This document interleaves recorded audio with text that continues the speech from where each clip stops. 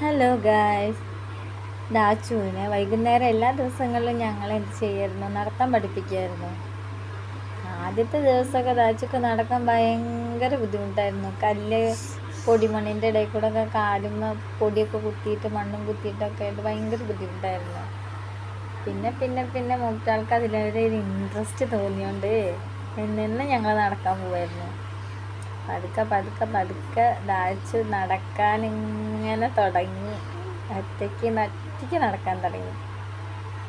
പിന്നെ ഞങ്ങളുടെ ദാച്ചു നല്ലൊരു കുപ്പായൊക്കെ ഇട്ടിട്ട് സുന്ദരിയായിട്ട് ഒറ്റയ്ക്ക് നടന്ന്.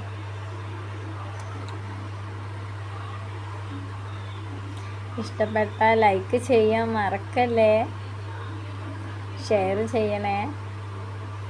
അപ്പം അത്രയേ ഉള്ളൂ. Thank you.